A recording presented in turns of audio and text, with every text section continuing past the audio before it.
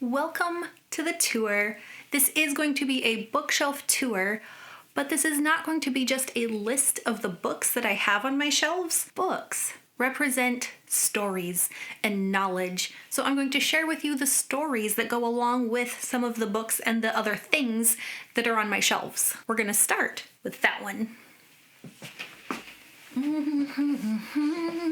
The first story is actually going to be the shelf itself. This shelf is old. It doesn't actually stand up straight and it leans forward from the wall a little bit, but it holds sentimental value to me because it was my first bookshelf. I loved reading. I had a few books already, but I didn't have anywhere to put them. My family was helping take care of the estate of an older family from our church, and because we were helping, we got to have first pick of the stuff, and I picked a bookshelf. I've been a book nerd for a long time. This ship is actually musical. I wound it up too much. There we go. This was a super fancy bottle of mead, which was super strong. I just thought it was a cool bottle, so I saved it. That's the story.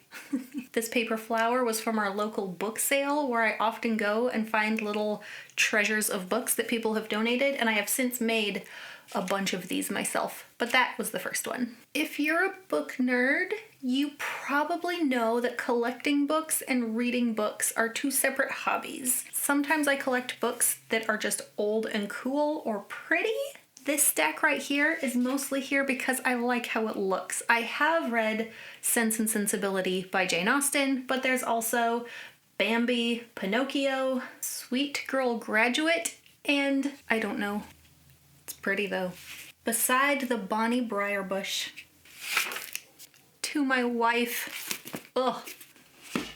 The first booktuber that I found when I was just looking for more books to read, I was in a huge reading slump, needed some books, searched YouTube, I found Elliot Brooks, and I had watched quite a few of her videos when I found out that she wrote a book, and this is Peace and Turmoil by Elliot Brooks, The Faithful and the Fallen series by John Gwynne.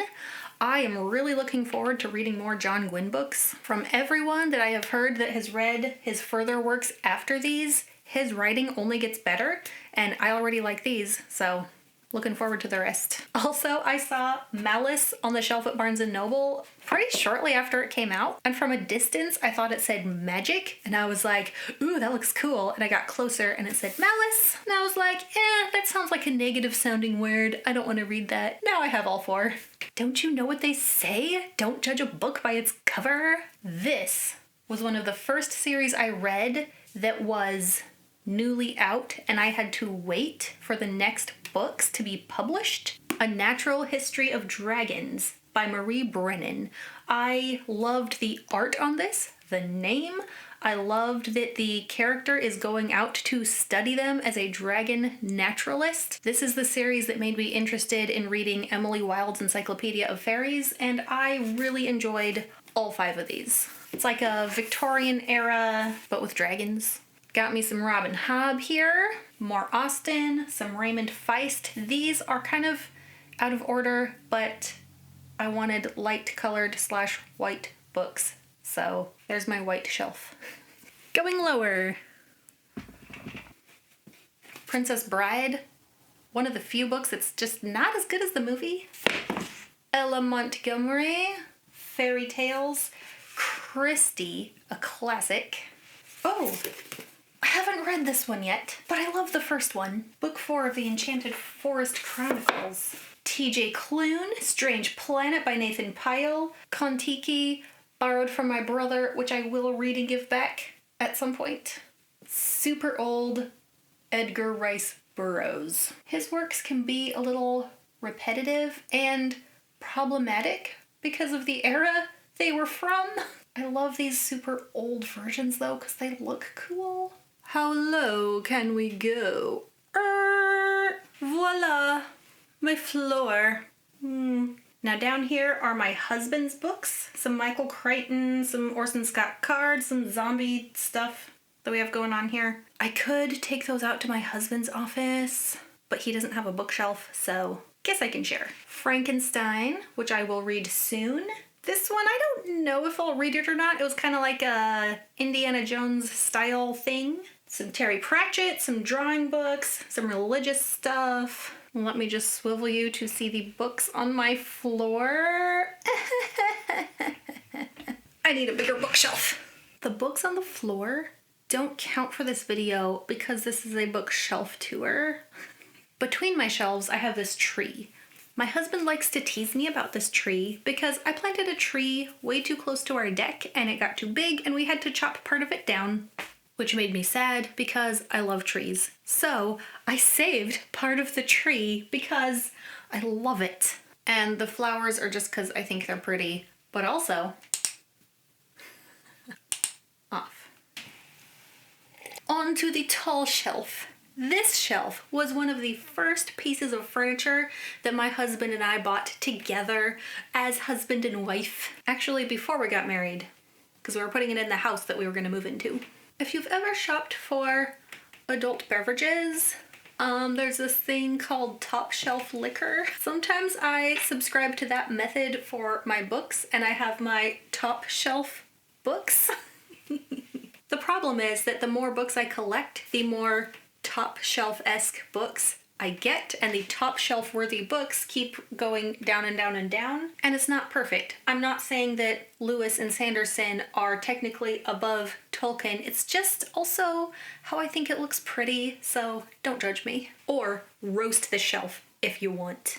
Starting at the top, there is my Robert Jordan Wheel of Time. The first one here, that's the 30th anniversary edition that's like super special and shiny, and I think it looks cool, but it doesn't really match the rest. And the very top one up there, that's just the dust jacket because I am currently reading the 5th one, The Fires of Heaven. Anne of Green Gables is another one of my favorite books, along with The Hobbit. And this version is just beautiful. Probably one of the prettier books I own. Little Women, I did not read until my adulthood, so it was not formative for me like a lot of readers, but I did really enjoy it. Jonathan Strange and Mr. Norrell. I have started this book multiple times and yet to finish it. Not for any reasons of not enjoying it. I don't really know why I put it down and never picked it up again. I will. The Lantern. Some of the coolest things I own are from my husband. When I said I was going to start a booktube channel, he said you need something cool to decorate your shelf. And it is. It's cool. My Chronicles of Narnia that I had as a child were old when I got them, and I read them a lot, so they were kind of falling to pieces. So this is my upgraded set that I love. I still like to reread these even as an adult, sometimes just as a quick, easy read between bigger books, like this. Excuse me, Captain. My Sanderson collection is not huge, but I have the main ones. I've got Mistborn, I've got Stormlight, I've got Warbreaker, Arcanum Unbounded. I really like this kind of hardcover printed right on it. You can't take the dust jacket off to keep it nice, but it looks cool. I love a blue book.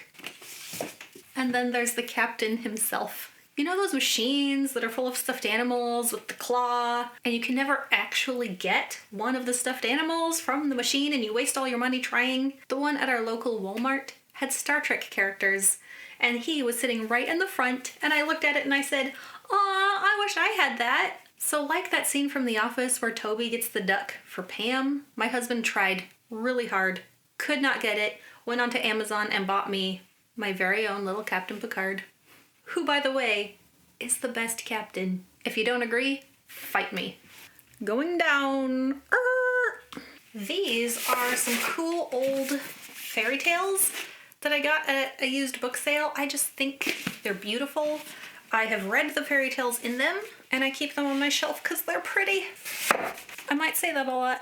I've already said it more than once. Okay, As You Wish. This is hilarious. It is my only signed book. My mother-in-law stood in line when he came to our local bookstore and bought for me the signed version by Carrie Elwes, Inconceivable Tales from the Making of the Princess Bride. This was super enjoyable. Again, books are kind of not in any particular order besides what I think looks good. So we have some Paolini, some Raymond Feist. I really love a nautical looking book. Ships on books are one of my favorite things. The fancy Dune book.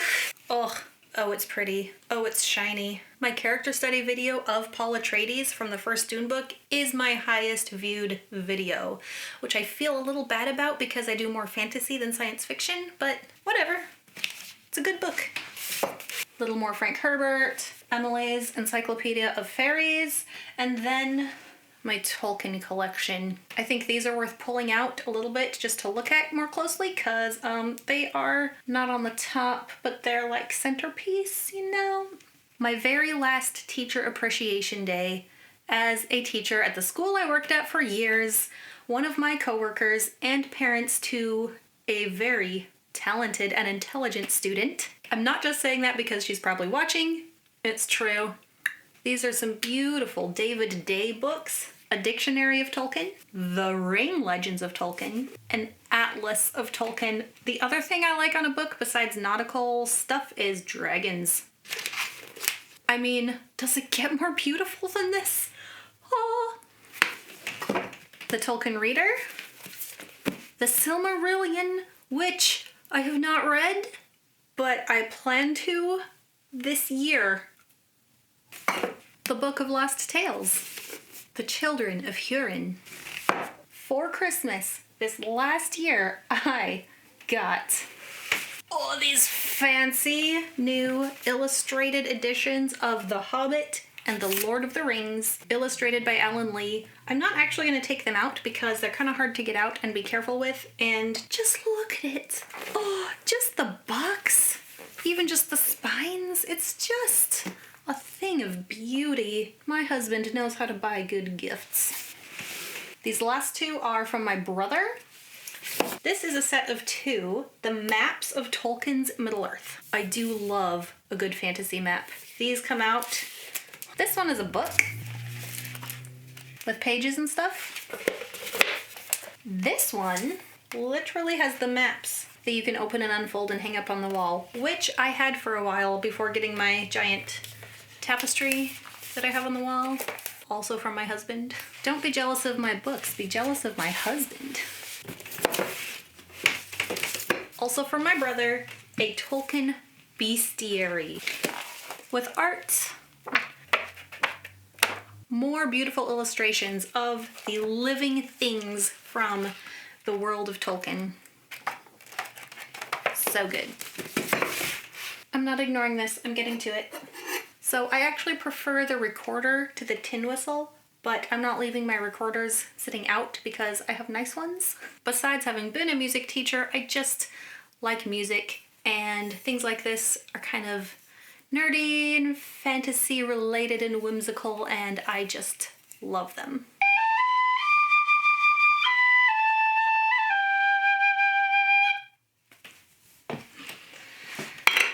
Going down. We are halfway through this shelf. Down here I have more Paolini, and I realize now that what I said about A Natural History of Dragons was only kind of correct, because this is probably actually the first series where I read the first book and then had to wait for other ones to come out. And I was not used to having to wait for books. I read old stuff that you found at old book sales that had been published for 20 to 50 years, and you could read all of them all at once. And after my video of Paul Atreides, my video on why Arya should be the main character of this series is probably my second most viewed video. And it's not even that I actually think that, but I think there's a good case to be made for her being the main character. David Copperfield, which I have not read. Golden Rose, 'cause it's pretty, and I have not read. Robinson Crusoe, which I also have not read. Collecting them as part of the hobby, remember? Some more C.S. Lewis. This is his little sci-fi trilogy. I read the first one, but not the second two. The rest of my Raymond E. Feist books. I discovered Feist through a friend in high school on a marching band trip. She was sitting in the bus seat in front of me, and I was looking over her shoulder, and I was reading this really epic scene where, no spoilers, some cool magic was happening in the amphitheater, If you've read it, you know. And I thought, wow, that's really cool. Can I borrow that when you're done? But I borrowed the second half. I went back to read Magician Apprentice. It was like reading a prequel, and a lot more things made sense after reading it. I really enjoy the Empire trilogy by Feist and Janny Wirtz, and then Robin Hobb's Live Ship trilogy that I only have 2 of. My book collecting is not complete, as you can see. More Charles Dickens that I've not read. I'm gonna move that and put it by the other Dickens book. And it looks better there too. The River Witch. I read multiple times. Now as an adult, I would probably find it problematic. Probably not as much as Burroughs though. I don't even know what this is. Oh, Russian Fairy Tales. This is probably from my brother. I've not read any of these yet. Huckleberry Finn. These 3 might deserve a story. These old books I found on my parents' bookshelf. I thought they looked cool.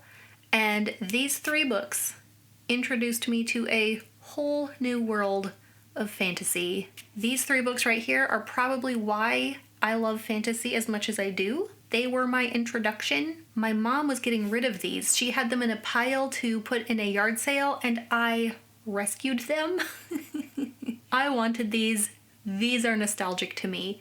This is The Lion, the Witch, and the Wardrobe, Prince Caspian, and a super old edition of The Hobbit. Wuthering Heights. I long considered this one of my most beautiful books. Probably still is. Can't remember if I like it very much. I'll probably have to read this again at some point. Only 2 shelves left! This is another series that I was a little older than the target audience was intended, but I really enjoyed them, and I had some really weird dreams after reading these. I was old enough when I read them that I did not care about Team PETA or Team Gale. Sorry. Memoirs of a Geisha. The introduction, prologue, whatever it is, was so convincing to me that the author was actually interviewing a real geisha. The whole time I read this, I thought it was real. I thought it was basically a biography on her. And towards the end, when everything just kind of seemed like it was working out for her, I was starting to get suspicious. I was kind of disappointed when I found out it was pure fiction. I still like it though. Ooh, The Black Trillium. Another one borrowed from the same friend that I borrowed the Feist book from. This is not the one I borrowed from her. I haven't kept this since high school. I bought my own. I've not read it in a very long time. Oh, these are fun. William Shakespeare, Star Wars. Reading it out loud is hilarious. It is a period of civil war. The spaceships of the rebels, striking swift, from base unseen have gained a victory o'er the cruel galactic empire now adrift. And the Jedi Path, basically a young Jedi's manual on Jedi things. Dawn Thief, I've never read. Intend to. I do intend to. Legend of Sleepy Hollow. The Enchanted Forest Chronicles. This is a collection of 4 books. I've read the first 3 in here. No, there's 3 in here. I've read the first 2. I've read at least the first one. The continuation of these is on my other shelf over there. And I loved how it was a princess running away to live with a dragon, and when knights would try to come rescue her, she told them to go away. She didn't want to be rescued. It was one of the first trope subversion stories I ever read, and I really enjoyed it. This is the basis of some stories that my son and I tell each other all the time. More Paolini, The Fork, the Witch, and the Worm. Howl's Moving Castle. Quite different from the movie, but very enjoyable. I like Sophie a lot better in the book. More fairy tales.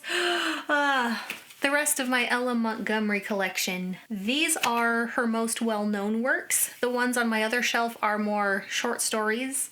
These are the Anne of Green Gables series and the Emily of New Moon series. These are the original ones I got as a kid. I don't know if you can see just how scuffed and worn they are. These were new when I got them. All the wear and tear is from me. Oh, Pioneer Girl. That's like the true stories behind The Little House on the Prairie. So the non-fictionalized versions of what happened. My swords. These are from Sword Art Online. I don't have them because I'm sentimentally attached to that anime. I have these because they're cool. And my son and I were going to fight with them, but they're cosplay grade, so they're kind of hard. Oh, the Dinotopia books. James Gurney. These are some of the most beautiful books I have ever read. I love these. The art is so beautiful. Also, the idea that there's a lost island out there with dinosaurs and humans living in harmony is kind of a nice idea. Look at this. Look! Oh, beautiful. I love these. I'm not just a book fan, I'm also an art fan. Piratology. They make a bunch of these now, like Dragonology, which I have, Wizardology, I don't even know what else. You get to go on a journey of hunting for pirates. Arabella Drummond, the Terror of the Seas. I have had that for a long time.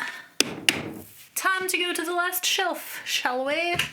Alright, I am on the floor for the last shelf. Remember, the ones over here don't count because they're not on the shelf. They're also my newest books, and I plan on filming a book haul video, so if you come back for that, you will find out what those books sitting there are. So over here we have The Dragon Riders of Pern, kind of a mix of fantasy and sci-fi. I've enjoyed all the Anne McCaffrey that I have read so far. The Wizard of Oz, The Code of the Life Maker. I started this but never finished it. It's a planet far away and machines have followed their own path of evolution and are now intelligent, and the humans and the machines meet each other and have to kind of figure out how to communicate. This is one I definitely want to read again. I liked the idea of it and still want to find out what happens. Elantris is down here, not because I don't think it deserves a place at the top with the other Sanderson. There was a point I was kind of sorting by color and it was brown and I had some brown books and it's just, I've never moved it. Name of the Wind was fine. He's getting a lot of hate right now for not finishing this series. Oh, Hook. By the best-selling author of The Druid of Shannara, Terry Brooks. I didn't actually know that. And here's where you find out that I have not read this yet. Oh, 20,000 Leagues Under the Sea and The Time Machine. Have read, have not read. More of my Edgar Rice Burroughs collection. I want to read them again as an adult, now being more aware of the things in them that will be problematic. I kind of was aware of them at the time of reading them when I was younger, but you know, when you recognize that something isn't quite right and you don't know why it's not quite right, and then you get older and realize, oh, that's why. And then the finale to my collection, the Redwall books by Brian Jakes. Jakes.